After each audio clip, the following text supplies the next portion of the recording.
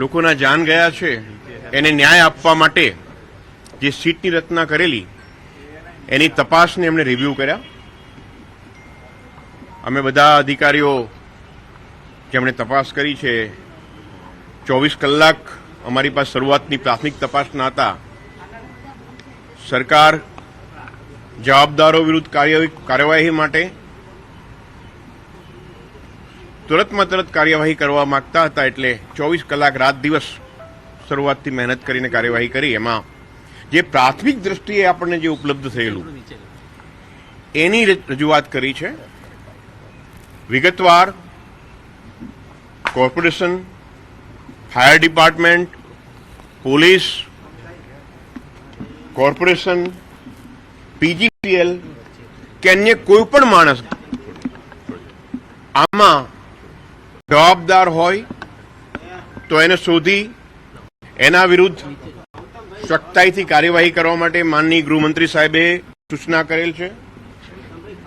અને એમણે ચિંતા વ્યક્ત કરી છે કે કોઈ પણ પ્રકારનો ભવિષ્યમાં ના બને એની ફૂલપ્રૂફ સિસ્ટમ બનવી જોઈએ અને તંત્રમાં જવાબદેહી, એકાઉન્ટેબિલિટી કોઈ પણ રીતે આપણે સ્થાપિત કરવાની છે. એટલે આમાં જે કોઈ લેવલના અધિકારી કે કોઈ પદાધિકારી કે કોઈ પણ વ્યક્તિ હશે એ તમામની પૂછપરછ કરવામાં આવશે અને પૂછપરછ બાદ યોગ્ય રીતે આકલન કરીને સરકારશ્રીને રિપોર્ટ કરવામાં આવશે. આ વિશાળ ફલક પર ફેલાયેલી હકીકત છે. રાજ્ય સરકારના ઘણા બધા વિભાગો સંકળાયેલા છે, એટલે આમાં તપાસ ઘણી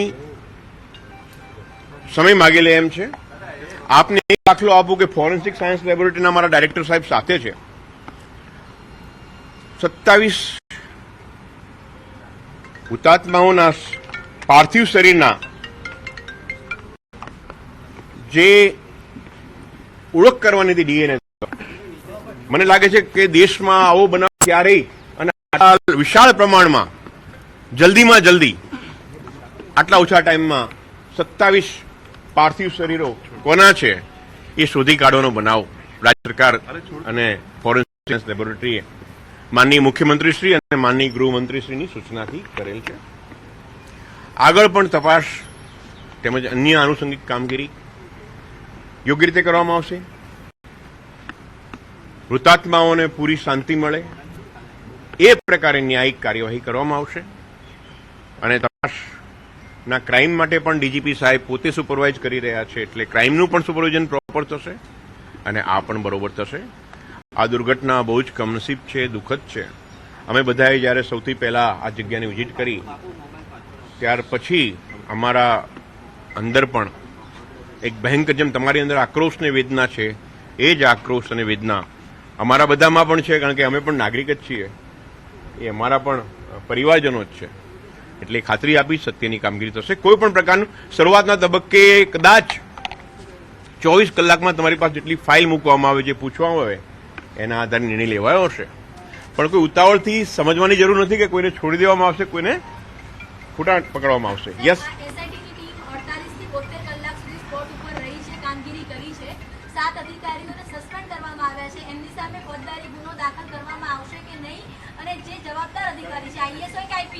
એમની પૂછપરછ ક્યારે થશે? બધા જ આઈએએસ કે આઈપીએસ અધિકારીને બોલાવીને પૂછપરછ કરવા માટે માનનીય ગૃહમંત્રી સાહેબે સૂચના સ્પષ્ટ આપી છે કે કોઈ પણ હોય, એ આઈએએસ હોય, આઈપીએસ હોય, આઈએફએસ હોય, કે મેં કહ્યું ને સૌથી પહેલા એ તમામની પૂછપરછ કરવામાં આવશે. તમે જોશો 1-2 દિવસમાં જ તમામ અધિકારીઓને બોલાવવામાં આવશે, ઇન્ટ્રોગેશન કરવામાં આવશે. બીજા દિવસે સવાર સુધીમાં મોટાભાગે કાટમાળ ખસેડી દેવાની પ્રક્રિયા કરવામાં આવી. આ લાગે છે કે ઉતાવળ કરવામાં આવી હોય આ પ્રકારે? હા મિત્રો, આપને એક વાત પૂછવી છે મારે કે આટલા 3000 ડિગ્રી સેલ્સિયસના તાપમાનમાં જે માણસો ગુમ છે, લાશો છે કે એમના અવશેષો છે મૃતદેહના, એને શોધવાનું કામ મહત્વનું ખરું કે નહીં મિત્રો? તો આ જે આપણે હતું, આ એ તોડીને નાશ કરવાનો આશય બિલકુલ નહોતો. આપણે જે અંદર કોઈ રિમેનિંગ્સ છે કે કેમ, જે ગુમ થઈ ગયેલા માણસો છે એના કોઈ પ્રકારના અવશેષો છે કે કેમ, જેના આધારે આપણે ડીએનએ લઈ શકીએ અને ડીએનએ ના આધારે એફએસએલ દ્વારા આ ડીએનએ ની તપાસ કરી અને જે ઘરના માણસો ગુમ હોય કમસે કમ એને આપણે એક અહેસાસ આપી શકીએ, એક સત્યની માહિતી આપી શકીએ, એ આશયથી થયેલ છે. અધિકારી છે મુખ્ય જે આરોપી છે એનું મૃત્યુ થઈ ચૂક્યું છે એવો ડીએનએ રિપોર્ટ આવ્યો છે. તો આ કેસમાં હવે શું ફેર પડે? એના સિવાયના પણ આરોપીઓ છે બધા. યુવરાજસિંહ છે, એની સાથે બીજા બધા છે અને હજુ ભવિષ્યમાં જેના વિરુદ્ધમાં કંઈ નીકળશે એ બનશે. અધિકારી સામે પેટ્રોલ ડીઝલનો જે જથ્થો હતો એ પરમિશન એને પુરવઠા અધિકારીએ કેટલા એક કે બાદ એક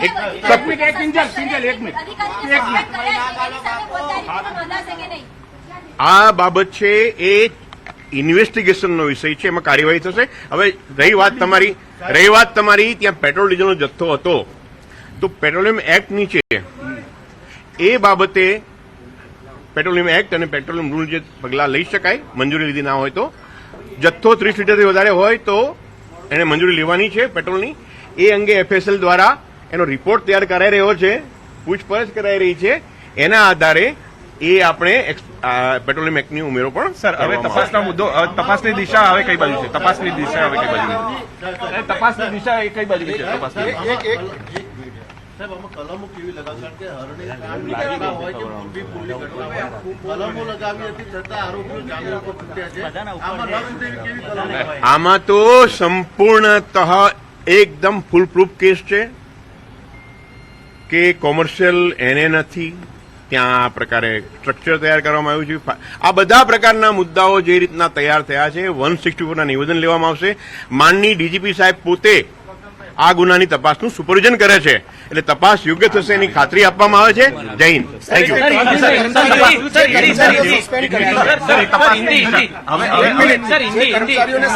ગેટ બંધ થવાની વાત આવી હતી સામે, ગેટ બંધ થઈ ગયું તેના કારણે બંધ થયું એવું કે આપણા પ્રાથમિક તપાસમાં કે જે આપણે કર્યું એ ઇન્વેસ્ટિગેશનમાં ત્યાં